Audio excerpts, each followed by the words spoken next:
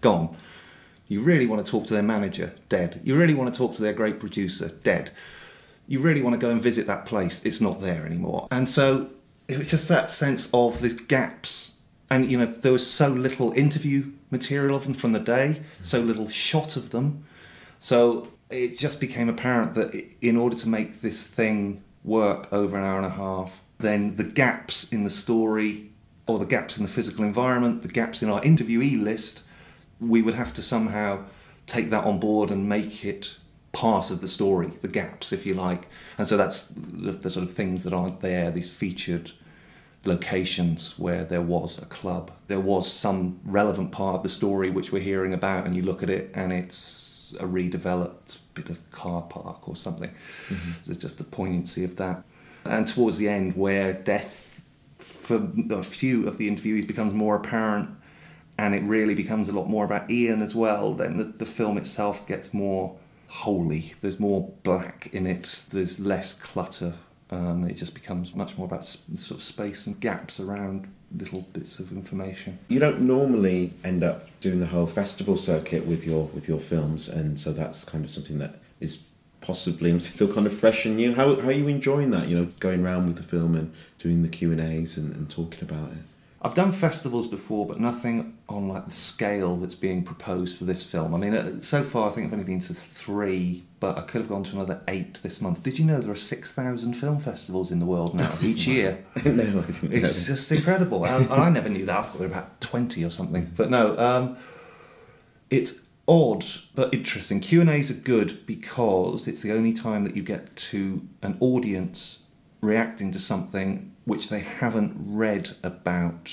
I was going to say, we're kind of doing advertising now. Yeah, I suppose so. But normally, when this film comes out in February, March, I presume there will be quite a lot of press, in the music press, and so people will read about it and they'll have their preconceptions about what they've already been told. Whereas at film festivals, that is absolutely at its minimum. So people are coming to see something. Okay, it's a documentary about Joy Division. I hear it might be quite good, but that's about it. So when they see it and react to it, that's really interesting because they're not talking about stuff they've read about. Mm-hmm. So that's good. Festivals, they're really great, but I had a strange experience in the Sheffield Documentary Festival. The Joy Division film was their opening night film, and it was incredibly successful. They sold out 2 cinemas running side by side in the film, which they'd never done before. Mm-hmm. So, people were patting us on the back and saying, really like it and all that, and that was lovely. And then also at the festival, I was trying to pitch for the next film I want to do.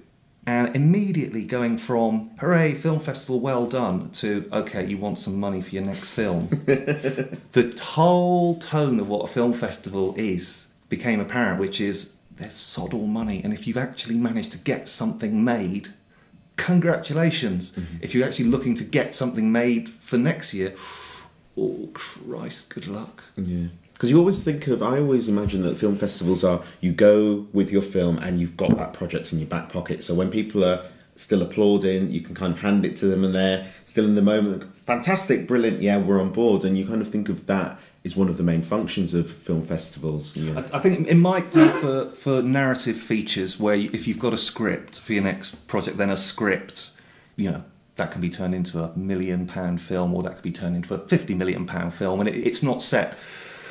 With documentaries, there's just no money in them, really. I mean, this Joy Division film, I think, cost about 350 grand with all the archive, of which more than half went on archive footage and music license costs. We sold it to the Weinstein Company in America, sold it to a company called The Works here, proper distributors, and producers haven't made their money back. They might do in years. And this is, as commercial a project as you'll ever get as a documentary maker. 350 grand is not a lot of money to make a feature-length film. And it's a bugger of a job to make money. You mentioned there about the projects that you were kind of talking to people about at the film festivals. Can you tell us anything about that, or is it all still hush-hush? No, it's not hush-hush. I've done a lot of music films, and I'd really, really love to work on a project that's not a music film next. And the one that is dearest to me is a documentary kind of about, it's about a guy who was a great climber in the 70s and 80s called Jim Perrin, whose book I read. He's a writer these days, and he writes the most incredible stuff about landscape and a person's involvement with landscape that I've ever read. And so it's a film about his life and times, and he's led the most incredible life set in these astonishing places around Britain. And it's got a really cool soundtrack. We've done some test sequences, which actually we put it in as a short film at this Banff Mountain Festival, and it won their award over there. So we've kind of got a sense of how it's going to pan out, and we've got a brilliant musician, an avant-garde guitarist called Lauren Connors, who's going to be doing some of the soundtrack for us. And that's it, it's called The Western Lands, and if anybody's got 50 quid in their back pocket that they wouldn't mind dedicating to a good project. And great, thank you for joining us on the Cinecity Film Festival podcast. I have seen the Joy Division film twice now, but I'm still coming to go to the screening. I'm really looking forward to seeing it projected as opposed to kind of on my DVD player at home.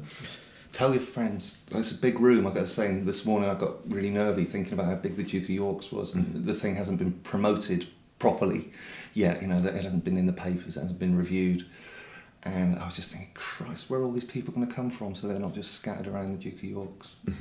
So come. Yes, and I'll drag people with me, and I'm sure everyone listening to the podcast will at least bring a friend with them. All right. Brilliant. Thanks a lot. Cheers. Thanks for joining us here on the Cinecity podcast. Visit www.cine-city.co.uk to view or download this year's full programme, book tickets, and receive up-to-the-minute festival news.